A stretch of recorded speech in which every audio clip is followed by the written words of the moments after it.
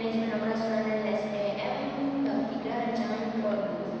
Rancangan produk baru merupakan kunci bagi kelangsungan perusahaan. Hanya beberapa perusahaan saja yang mengalami sedikit perubahan pada produknya, dan sebagian besar perusahaan terus-menerus memperbaiki produknya dalam kondisi industri yang cepat berubah. Pengembangan yang baru merupakan cara hidup, dan untuk itu pendekatan yang sangat canggih perlu dikembangkan. Pengembangan produk adalah hasil dari pengembangan suatu strategi bisnis. Jadi rancangan produk itu sekarang banyak produk yang semakin lama produk akan baru seperti makanan kayak COE, juga rancangan produknya semakin lama semakin baru produknya.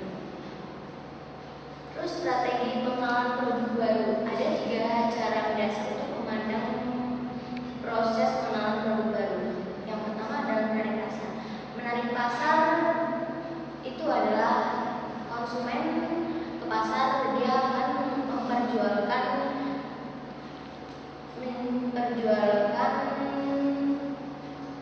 produk-produk ke warung-warung atau ke toko-toko. Itu menarik pasar. Yang kedua, mendorong teknologi.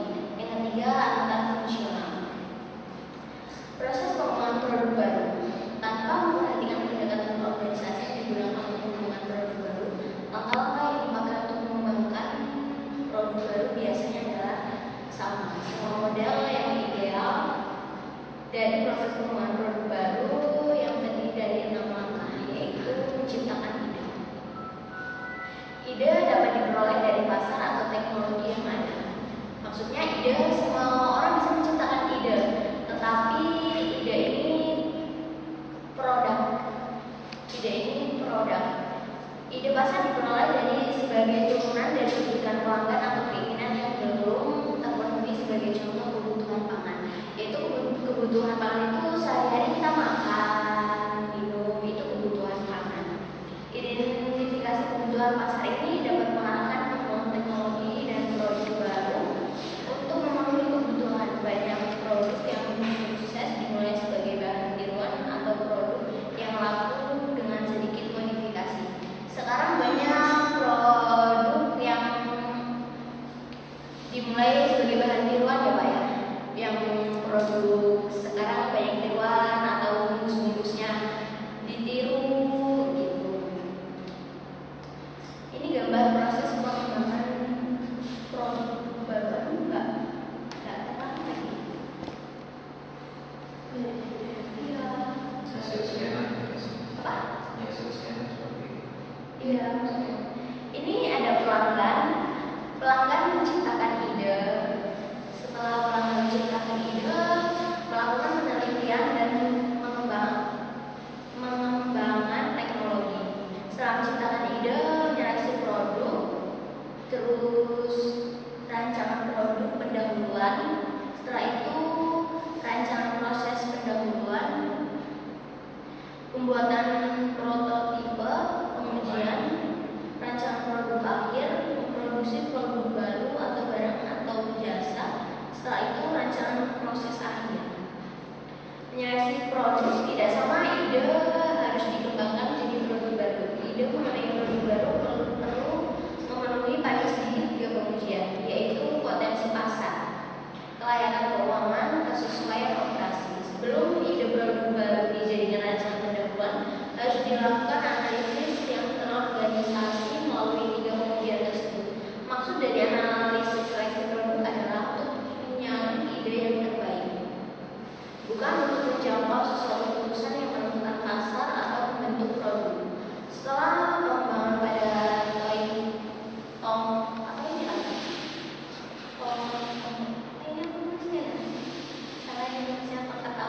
analisis yang lebih luas dapat dilakukan melalui uji pasar dan operasi percobaan sebelum keputusan akhir diambil untuk memperkenalkan produk baru. Apa? Itu tingkat awal ya.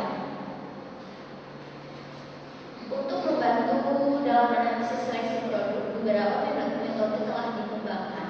Salah satunya adalah metode daftar penilaian yang berkaitan dengan suatu daftar faktor penyebab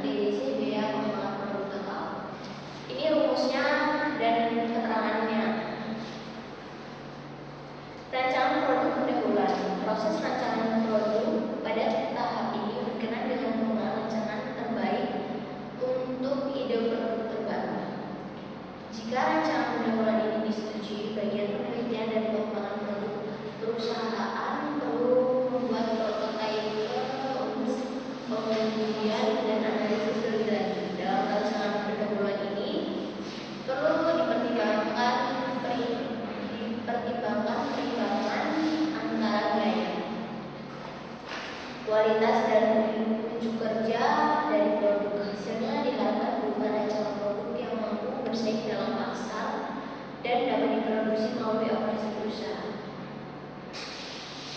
Pembuatan prototipe dapat mengambil sebagai macam bentuk yang berbeda. Mula-mula beberapa prototipe yang menyerupai produk akhir dibuat dengan tangan. Sebagai contoh, pada industri mobil biasanya membuat model mobil baru dengan tangan liat. Setelah itu pengujian, kita menguji terhadap prototipe ditujukan pada pengujian pemasaran dan kemampuan teknis produk. Salah satu cara untuk menilai potensi dasar adalah membuat sejumlah prototipe yang cukup untuk menunjang uji pasar terhadap produk baru tersebut.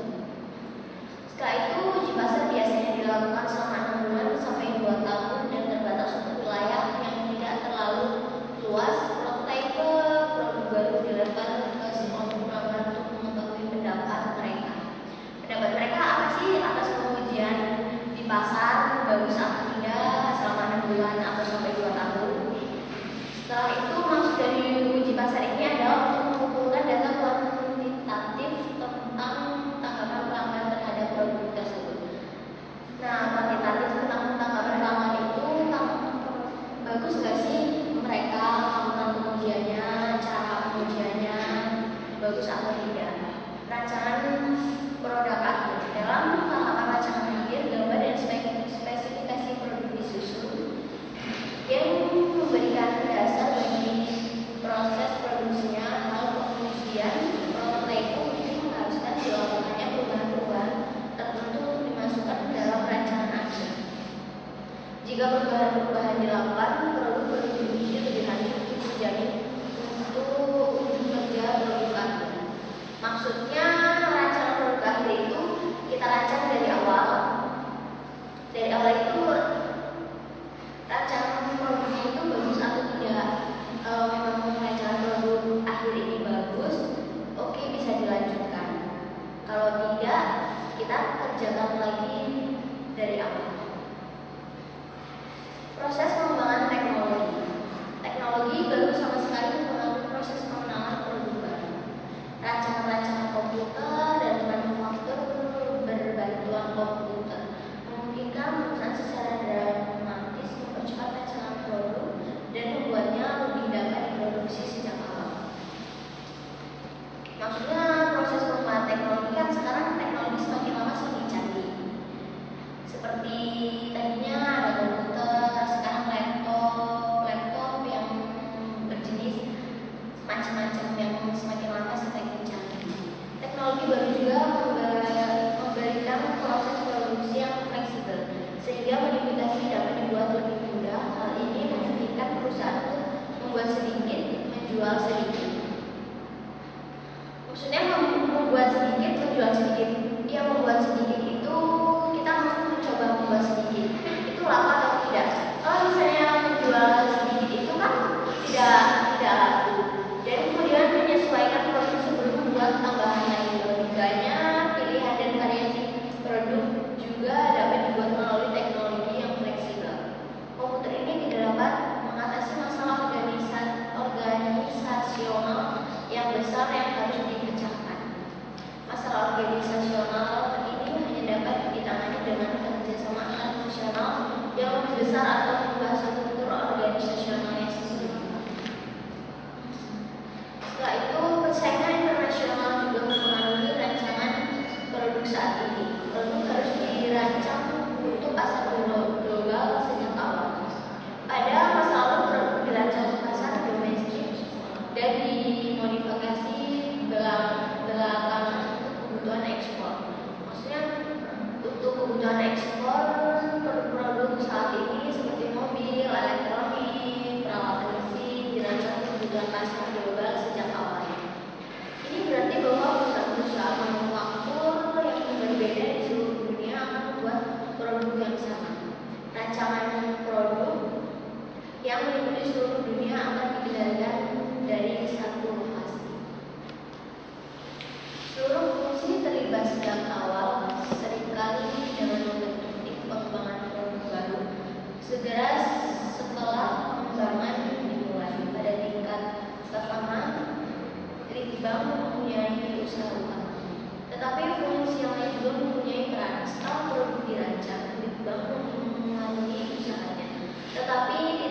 sampai nol, sedangkan operasi mempunyai peran utama. Akhirnya bagian penjual mengambil peranan penting ketika produk baru diluncurkan ke pasar. Pendekatan tradisional mirip dengan perlombaan dari lari berhenti, sedangkan pendekatan startup mirip dengan permainan rugby. Dalam perlombaan lari berrantai, setiap pelari mengambil alih tempat untuk satu bagian dari perlombaan, dan permainan rugby setelah tim turun ke lapangan secara bersama mendorong dan menerobos dalam satu kelompok mengarah bola ke depan menuju sasaran. Nah, seperti ini gambarnya. Waktu pendekatan penurunan, pendekatan serentak.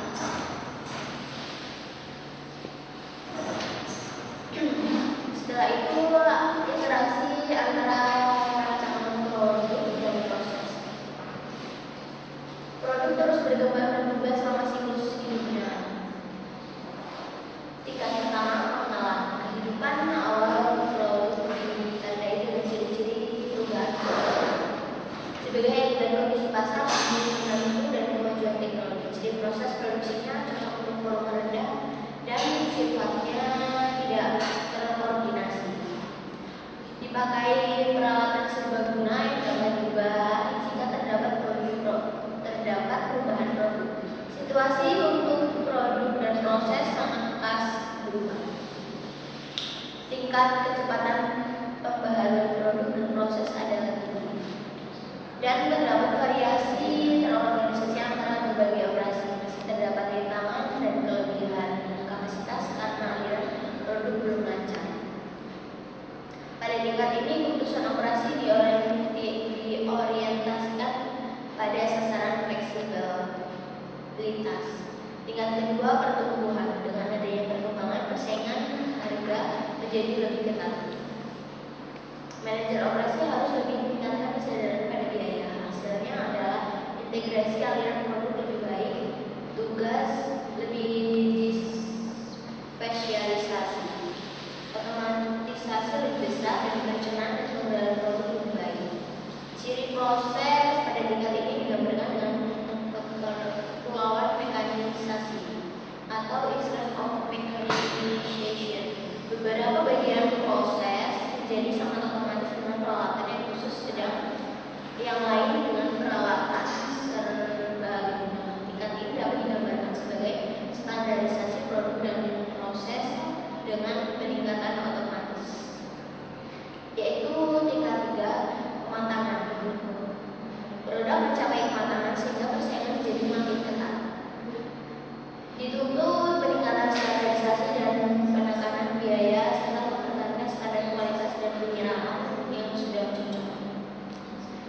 Pada tingkat ini, proses menjadi sangat terintegrasi dan otomatis. Perubahan pada sebagian akan membawa pengaruh dan keseluruhan proses karena produk dan proses menjadi saling ketergantungan dan sulit dipisahkan.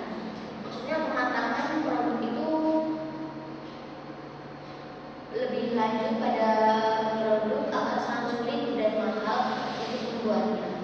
Perubahan menjadi lebih lambat mungkin disebabkan oleh perubahan daya dan masukan pengembangan ini adalah klinik perakitan mobil, pabrik kimia, pabrik pengolahan makanan, dan industri jasa produk tinggi seperti perawatan kesehatan dan perusahaan tambang. Nah, seperti ini gambar yang tingkat pengembangan proses kita berkoordinasi. Ini pembaharuan produk.